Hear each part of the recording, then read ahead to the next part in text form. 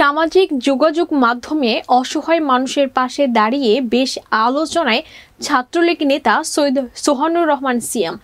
করোনার সময় পড়াশোনার সুবাদে ছিলেন দার্জিলিং, সেই সময় থেকে নিজের কর্মী দিয়ে সাহায্য পাঠান তিনি। এরপর অসংখ্য অসহায় ছাত্রছাত্রীদের ভর্তি করানো সহ বিভিন্নভাবে সাহায্য করে এসেছেন সিয়াম। সামাজিক মাধ্যমে বেশ ভাইরাল তিনি। তীব্র তাপদাহে বিশুদ্ধ পানি, খাবার, স্যালাইন বিতরণ করেন খেটে খাওয়া মানুষদের মাঝে। সিয়ামকে ভালোবেসে সামাজিক যোগাযোগ মাধ্যমে তাকে এখন বলা হয় মানবতার ফেরিওয়ালা। সিয়ামের দেশের বাড়ি মাদারীপুর। তিনি বর্তমান বাংলাদেশের ছাত্রলীগ ঢাকা মহানগর উত্তর ত্রাণ ও দুর্যোগ বিষয়ক সম্পাদক। দর্শক, চলুন আজকে আড্ডা হয়ে যাক সিয়ামের সাথে। ঈদুল আজহার বিশেষ প্রতিবেদন মাদারীপুর থেকে ইসমাইল খান হৃদয়ের প্রতিবেদনে। সামাজিক যোগাযোগ মাধ্যমে অসহায় মানুষের পাশে দাঁড়িয়ে বেশ আলোচনায় ছাত্রলীগ নেতা সৈয়দ সোহানুর রহমান সিয়াম। করোনার সময় পড়াশোনার সুবাদে ছিলেন দার্জিলিংয়ে, সেই সময় থেকেই নিজের কর্মী দিয়ে সাহায্য পাঠান তিনি। এরপর অসংখ্য অসহায় ছাত্রছাত্রীদের ভর্তি করানো সহ বিভিন্নভাবে সাহায্য করে এসেছেন সিয়াম। সামাজিক যোগাযোগ মাধ্যমে বেশ ভাইরাল তিনি। তীব্র তাপদাহে বিশুদ্ধ পানি, খাবার, স্যালাইন বিতরণ করেন খেটে খাওয়া মানুষের মাঝে। সিয়ামকে ভালোবেসে সামাজিক যোগাযোগ মাধ্যমে তাকে এখন বলা হয় মানবতার ফেরিওয়ালা। সিয়ামের দেশের বাড়ি মাদারীপুর। আজকে আমরা কথা বলবো তার সাথে, তারই দেশের বাড়ি মাদারীপুরে। আসসালামু আলাইকুম, সবাইকে পবিত্র ঈদুল আজহার অনেক অনেক শুভেচ্ছা। আজকে আমাদের মাঝে রয়েছেন বাংলাদেশ ছাত্রলীগ ঢাকা মহানগর উত্তর ত্রাণ ও দুর্যোগ ব্যবস্থাপনা সম্পাদক সৈয়দ সোহানুর রহমান সিয়াম, যাকে সবসময় সামাজিক যোগাযোগ মাধ্যমে বিভিন্ন মানবতার কাজে দেখা যায়। কথা বলবো তারই সাথে। তো দর্শক, দেরি না করে চলে যাচ্ছি সিয়াম ভাইয়ের কাছে। সিয়াম ভাই, আপনি কেমন আছেন? জি, আসসালামু আলাইকুম। আমি ভালো আছি, আলহামদুলিল্লাহ।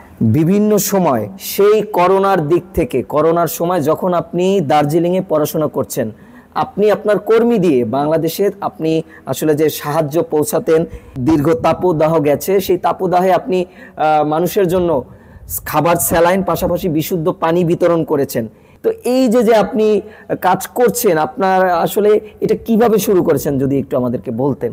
ধন্যবাদ। আসলে কিভাবে শুরু করেছি, শুরুটা আমি ছোটবেলা থেকে বঙ্গবন্ধু আদর্শে বিশ্বাস করতাম, যদিও সরাসরি রাজনীতিতে সক্রিয় ছিলাম না, কারণ আমার পরিবারটা ওইভাবে, আমার বাবা খুব কষ্ট করে বড় হয়েছে তার জীবনে। তো তার দলের প্রতি একটা, তার বঙ্গবন্ধু শেখ হাসিনার প্রতি একটা ভালোবাসা ছিল, কিন্তু সে সরাসরিভাবে সক্রিয় রাজনীতি না করতে পারলেও এলাকায় রাজনৈতিক যারা ব্যক্তিবর্গ ছিল তাদের বিভিন্নভাবে সহযোগিতা করতো, বিভিন্ন প্রোগ্রাম অ্যাটেন্ড করতো। কিন্তু যেহেতু আমার পলিটিক্যাল ফ্যামিলি ছিল না, এর জন্য আমার এটা খুব একটু টাফ ছিল। তো সেটা হচ্ছে আমার মেধাশ্রম, অর্থবিত্ত যা আছে সেটা দিয়ে যদি আমি একটি মানুষকে একটু উপকার করতে পারি, সেটাই কিন্তু রাজনীতির আসল সংজ্ঞা। আমরা অনেকেই মনে করি যে রাজনীতি করলে মিটিং করতে হবে, মিছিল করতে হবে, বড় পদ পেতে হবে, লবিং করতে হবে। আসলে এটা কিন্তু রাজনীতির সংজ্ঞা হয় না, এটা হচ্ছে একটা কালচার আমাদের দেশে। তো আমি সেই সুবাদে রাজনীতি যখন শুরু করেছি, আমি মনে করেছি রাজনীতি করব, মানুষের জন্য কিছু করব। তো সেই সুবাদে আসলে যেই ক্রাইসিস ছিল আমার সামনে, যেই ক্রাইসিস ছিল, করোনা ছিল। আমি যখন দেশের বাইরে ছিলাম, আমি সে সময় অনার্স শেষ বর্ষে আমি দার্জিলিংয়ে ছিলাম। তো আমার দেশে আসার সুযোগ হয়নি।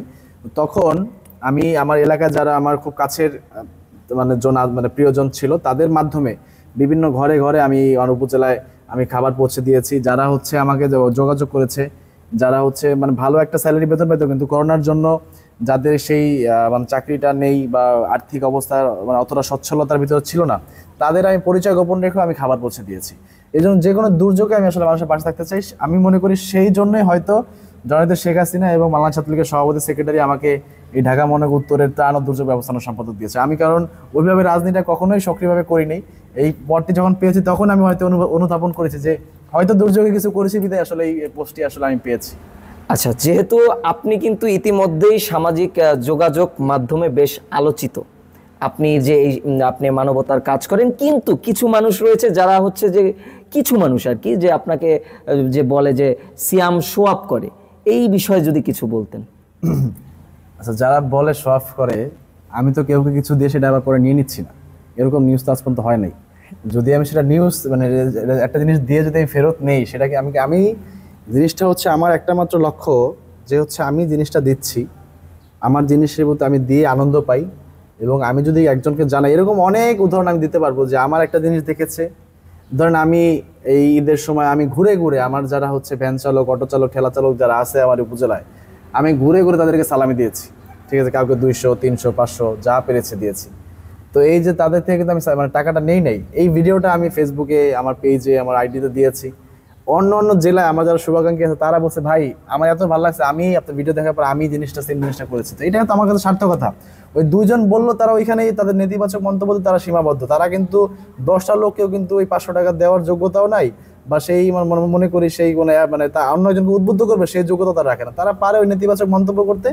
তবে আমি চাবো যে যারা আমাকে খারাপও বলে তারা গঠনমূলক সমালোচনা করুক, কিন্তু নেতিবাচক মন্তব্য করে আসলে কিন্তু আমাকে কিন্তু ধরে রাখতে পারবে না। আমি যদি আল্লাহ যদি সহায় থাকে, আমি তো আগেই যাবো। তো সেটা আমি মনে করি এটা ওয়েস্ট অফ টাইম। সামনে কি পরিকল্পনা রয়েছে আপনার, কি কি কাজ? সামনে পরিকল্পনা রয়েছে যে আমি আমার এলাকার কিছু কর্মসংস্থান তৈরি করতে চাই। সেটা হচ্ছে আমার যেহেতু আমাদের ব্যবসা বাণিজ্য ম্যাক্সিমাম ঢাকাতে, তো দেশে কয়েকটা ফার্ম রয়েছে, তো আমরা একটা অ্যাগ্রো ফার্ম করতেছি।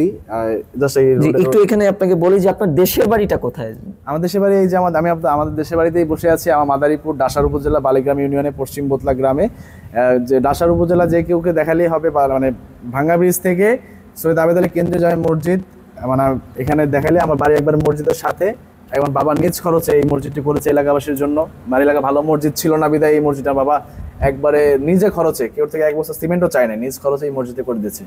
তো এইখানে মসজিদের পাশে আমার বাবা মানে চিন্তা করেছে যে আমি বাড়ি থেকে বের হয়ে আমার ছেলেরা আমরা একসাথে নামাজ পড়বো, সেটার জন্য একবার মসজিদের পাশে আমাদের বাড়ি। আপনার এই হচ্ছে আপনার পরিকল্পনা। তো আপনি কি কখনো ছাত্র নেতা হওয়ার পর, এখন তো আপনি ছাত্র নেতা আছেন, তো এরপরে কি আসলে এমপি নির্বাচন করার পরিকল্পনা আছে কিনা ভবিষ্যতে? আসলে যত রাজনীতি করি, আমি যদি ধরেন আজকে বিসিএস পরীক্ষা দিতাম, যদি উত্তীর্ণ হইতাম, ধরেন আমার প্রশাসন ক্যাডার সবচেয়ে প্রিয় ছিল, তো আমি যদি ম্যাজিস্ট্রেট হইতাম, কোনোদিন চিন্তা করতাম যে ডিসি হব, কোনো মন্ত্রণালয় ডিজি হব, সচিব হব। তো যদি রাজনীতি করি, ছাত্র রাজনীতি আসছি, ছাত্র থেকে ছাত্রনেতা হয়েছি, মানুষের জন্য কাজ করছি, জনগণের কাছে যাচ্ছি, কোনো একদিন তো জননেতা হতে পারি। তো সেটা এমপি হিসাবে হোক বা যে ফরম্যাটই হোক, মানুষের জন্য কিছু করতে চাই। তবে একটা চেয়ার যদি পাই, মনে করে বেশি করতে হবে, কারণ আমার মধ্যে মানুষের জন্য কাজ করার প্রবণতা আছে। আমি মানুষের জন্য আমি মনে করি আমি যদি একটা চেয়ার পাই, আমি মনে করি ইজ্জতটা আমি রাখতে পারবো। আচ্ছা, আপনার কোনো আইডল আছে কিনা বা কাউকে আপনি ফলো করেন কিনা? বাংলাদেশে আমি ওইভাবে আসলে কাউকে ফলো করি না। আমি কলকাতার, আপনি চিনবেন, কলকাতা তৃণমূল কংগ্রেসের all India secretary Abhishek Banerjee, তাকে আমি খুব পছন্দ করি। মাদারীপুর নিয়ে কোনো পরিকল্পনা রয়েছে কিনা? মাদারীপুর নিয়ে অবশ্যই পরিকল্পনা আছে, যেহেতু আমার জন্মস্থান। আমি চাই মাদারীপুরে আমার অন্তত আমি যেন ভালো কাজের মাধ্যমে, মাদারীপুরে যথেষ্ট পরিচিতি রয়েছে, আমার ভালো কাজের মাধ্যমে যেন আরো বেশি পরিচিতি লাভ করে। তাহলে আমি মনে করবো যে মাদারীপুর সন্তান হিসাবে আমি কিছু দিতে পেরেছি মাদারীপুরের জন্য। ছাত্রদের কোনো মেসেজ দেওয়ার আছে কিনা? ছাত্রদের মেসেজ দেওয়ার একটাই আছে যে শুধু লেখাপড়া করলে হবে না, লেখাপড়া অবশ্যই করতে হবে, সাথে দুইটি হলে ভালো, একটি এক্সট্রা কারিকুলাম অ্যাক্টিভিটিসে আপনাকে পারদর্শী হতে হবে। কারণ আমি একটা জিনিস দেখলাম সেদিন, একটা প্রতিবেদন পড়ছিলাম, সেখানে যেই চাকরিতে মানে শিক্ষাগত যোগ্যতা প্রয়োজন হচ্ছে এসএসসি পাস, সেখানে ম্যাক্সিমাম সিভি পড়েছে হচ্ছে আপনার এমএ পাসের। তো কারণ সবার কিন্তু শিক্ষাগত যোগ্যতাই আছে, মানে আরেকটা যে বাহ্যিক বা এক্সট্রা যেই কারিকুলাম অ্যাক্টিভিটিস দরকার, সেটা কিন্তু তারা হচ্ছে যে এখানে একটা ডেফিসিয়েন্সি আছে। তো আমি ছাত্রদের একটা জিনিসই বলবো যে আপনারা ভালো মতো পড়াশোনা করেন। আর আমার মাদারীপুরে যদি কোনো ছাত্র, এই ভিডিও যারা দেখবেন, তারা যদি আপনারা মনে করেন কোনো কারণে আপনার পড়াশোনা ঘাটতি যাচ্ছে বা মানে কোনো ব্যাঘাত ঘটছে, আপনারা আমাকে জানাবেন, আমি যথেষ্ট চেষ্টা করবো। আপনারা পড়াশোনা করবেন এবং একটি না একটি হলেও পারদর্শী, একটা এক্সট্রা কারিকুলাম অ্যাক্টিভিটিস আপনাকে পারদর্শী হতে হবে। তাছাড়া আপনারা জীবনে কিছু করতে হলে খুব কষ্ট হবে। অনেক অনেক ধন্যবাদ সিয়াম ভাই, আপনাকে পবিত্র ঈদ উল আজহার শুভেচ্ছা। সুপ্রিয় দর্শক শ্রোতাবৃন্দ, এতক্ষণ আমাদের মাঝে কথা বললেন ছাত্রলীগ নেতা, ঢাকা মহানগর উত্তরের ত্রাণ ও দুর্যোগ ব্যবস্থাপনা সম্পাদক সৈয়দ সোহানুর রহমান সিয়াম। তিনি কিন্তু তার যে ভবিষ্যৎ পরিকল্পনা বা কেন তিনি এইসব কাজ করে বেড়াচ্ছেন, মানবতার কাজ করে বেড়াচ্ছেন, সবই কিন্তু আমরা তার কাছ থেকে শুনলাম। ইসমাইল খান হৃদয়, রাজধানী টেলিভিশন, মাদারীপুর।